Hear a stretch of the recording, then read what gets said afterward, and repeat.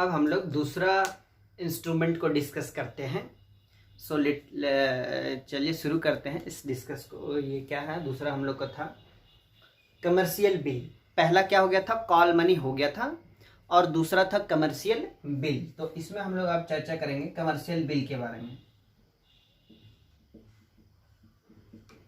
Commercial bill के बारे में चर्चा करेंगे। So let's start the discuss about commercial bill. तो कमर्शियल बिल में क्या होता है, जैसे हम बता रहे थे आपको कॉल मनी में कि दो बैंक इंडस्ट्रीज इन्वॉल्व थी। कॉल मनी में कौन इन्वॉल्व थे? बैंक इंडस्ट्रीज इन्वॉल्व थे। लेकिन इसमें कोई कंपनी इंडस्ट्री जैसे रिलायंस हो गया या टाटा हो गया, इस तरह की दो बड़े बड़े इंडस्ट्रीज जो हैं ये इन्वॉल्व होती हैं। तो सपोज दैट कि हम लोग एक इंडस्ट्रीज मान लें, चलो बिरयानी इंडस्ट्रीज मान लेते हैं, है ना। या तो आप इसको इंडस्ट्रीज ए भी मान लीजिए, हम फनी वे में बिरयानी इंडस्ट्रीज मान ले रहे हैं। एक तो चलिए चिल्ली इंडस्ट्रीज मान लेते हैं किसी चीज का, है ना, चिल्ली इंडस्ट्रीज है, या इसको आप सपोज दैट बी भी मान सकते हैं। तो इसमें क्या है ना, एक इंडस्ट्रीज ए है और एक इंडस्ट्रीज बी है। आप इसके जगह इसको रिलायंस मान ले सकते हैं, इसको टाटा भी मान सकते हैं, कुछ भी, कोई भी आपको दो बड़ी बड़ी इंडस्ट्रीज को मान लेना है, ठीक है। क्योंकि मनी मार्केट में बड़े लोग ही शामिल होते हैं, चाहे वो बैंक हो चाहे वो इंडस्ट्रीज हो, छोटे लोग इसमें शामिल नहीं हो पाते, आम व्यक्ति इसमें इन्वॉल्व नहीं हो पाता मनी मार्केट में। इसीलिए कॉल मनी में भी आप देख रहे होंगे कि बैंकिंग इंडस्ट्रीज इन्वॉल्व थी।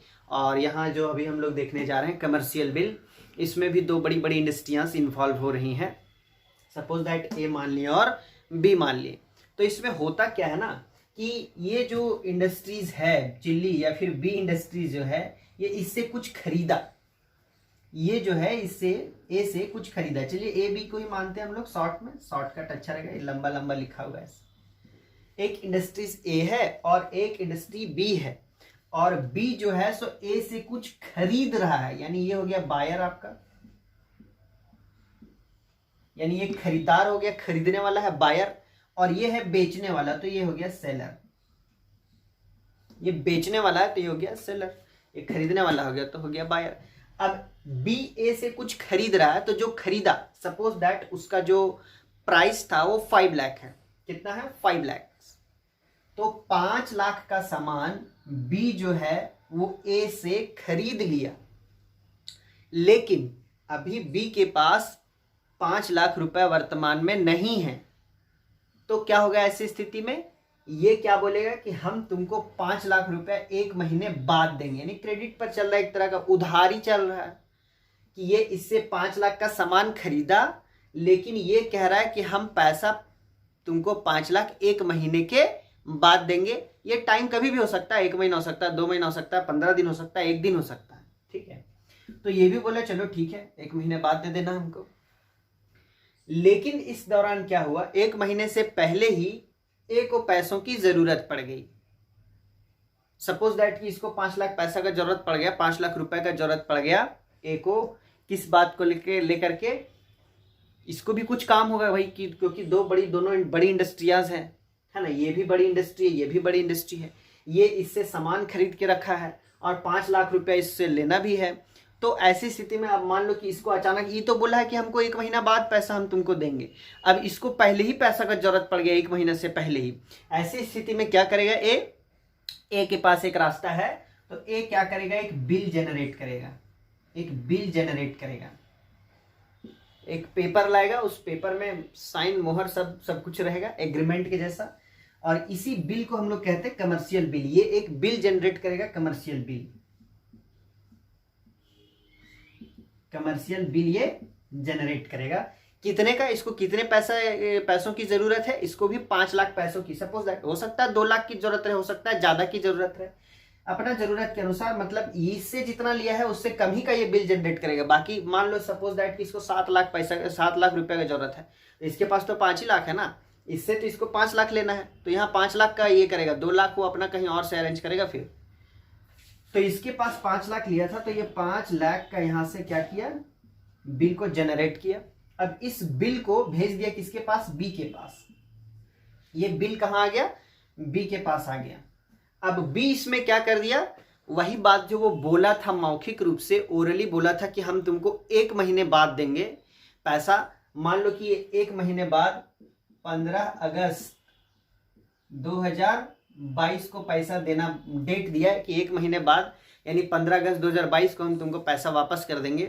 तो ये क्या करेगा कि ये उस डेट को इसमें मेंशन करा लेगा इससे कि तुम कब बोला था 1 महीना बाद, 15 अगस्त 2022 को। तो यहाँ डेट लिख देगा ये 15 अगस्त 2022 और इसमें साइन करवा लेगा किससे, बी से। बी इसमें डेट भी दे दिया है और नीचे अपना सिग्नेचर भी कर दिया है। ठीक है, अब ये बिल जनरेट हो गया 5 लाख का। अब इसका फेस वैल्यू कितना हो गया, 5 लाख रुपीज हो गया। अब क्या करेगा ना, ये वाला बिल लेकर के ये जो ए है ये चला जाएगा। ये बिल यहां से साइन मोहर करवा लिया सब कुछ। अब ये इसको लेकर के कहां चला गया, किसी बैंक के पास चला गया। सपोज दैट ये HDFC के पास चला गया। किसके पास चला गया, HDFC के पास चला गया।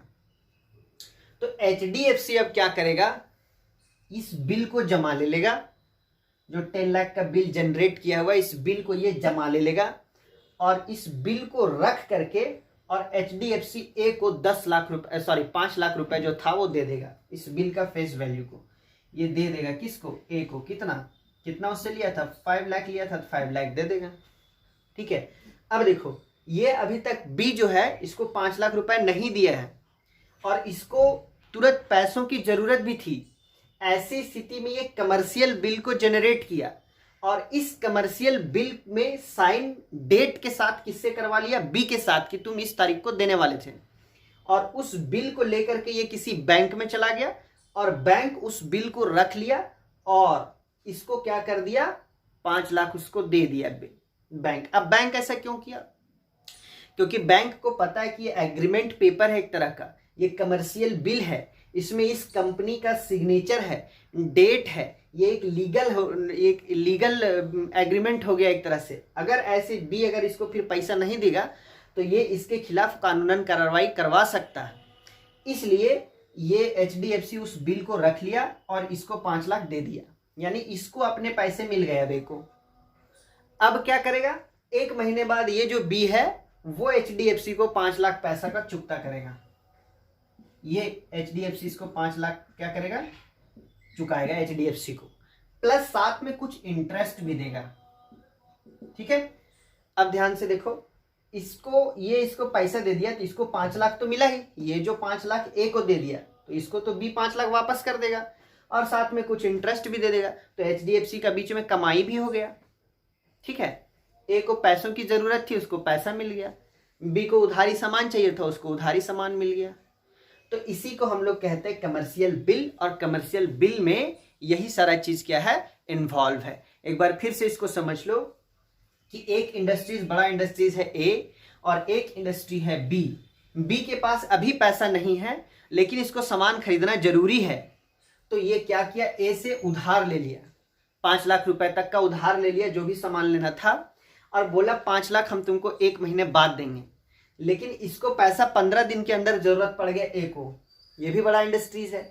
अब इसको पैसा का जरूरत पड़ गया 5 लाख का, तो ये बी को तो मांग नहीं सकता क्योंकि बी बोला हम तुमको 1 महीने बाद देंगे। ऐसी स्थिति में ये एक बिल जनरेट किया, कमर्शियल बिल, और इस पर सिग्नेचर करवा लिया किससे, बी से, कि किस डेट को तुम देगा वो, और उसके नीचे सिग्नेचर। तो ये बिल जनरेट हो गया, एक तरह का एग्रीमेंट हो गया। अब ये बिल को लेकर के ये किसी भी बैंक में जाएगा। यहाँ HDFC जो है एक्सिस बैंक हो सकता है, बंधन बैंक हो सकता है, पंजाब नेशनल बैंक हो सकता है, कोई भी बैंक हो सकता है। वहां ये जाएगा और उस बिल को जमा कर देगा और बिल के बदले में 5 लाख रुपए यहां से ले लेगा। तो इसको जो पैसों की जरूरत थी इसका पूरा हो गया। अब ये बिल किसके पास आ गया, HDFC के पास। यानी अब ये जो बी है ए को पैसा ना दे करके किसको, बैंक को चुकाएगा वो 5 लाख रुपए जो इसको देना था। तो जब वो बैंक को चुकाएगा तो उसमें साथ में कुछ इंटरेस्ट भी दे देगा वो। जैसे 5 लाख रुपए मान लो इसका जो वैल्यू था वो दे दिया और साथ में लाख रुपए का, 1 लाख रुपए का क्या दे दिया, इंटरेस्ट भी दे दिया। तो इसको 6 लाख रुपए मिल गया। ठीक है, अब कंप्लीट हो गया कमर्शियल बिल का प्रोसेस। इसमें किसको किसको फायदा हुआ, इसको तुरंत पैसा का जरूरत था, तुरंत मिल गया। बैंक का इसमें कमाई हो गया 1 लाख रुपए का, एक्स्ट्रा इंटरेस्ट जो मिला सो। इसको उधारी में पैसा चाहिए, सामान चाहिए था, इसको उधार में सामान मिल गया। तो सारा कोई अपना काम को क्या कर लिए, मैनेज कर लिए विथ बेनिफिट्स के साथ। इसीलिए इस तरह का प्रोसेस में जो बिल इन्वॉल्व होता है उसको हम लोग कहते हैं कमर्शियल बिल। अब हम लोग नेक्स्ट लेक्चर में समझेंगे कमर्शियल पेपर क्या होता है। कमर्शियल बिल और कमर्शियल पेपर दोनों डिफरेंट है, अलग अलग है। तो नेक्स्ट लेक्चर में हम लोग समझेंगे what is commercial paper. So thank you.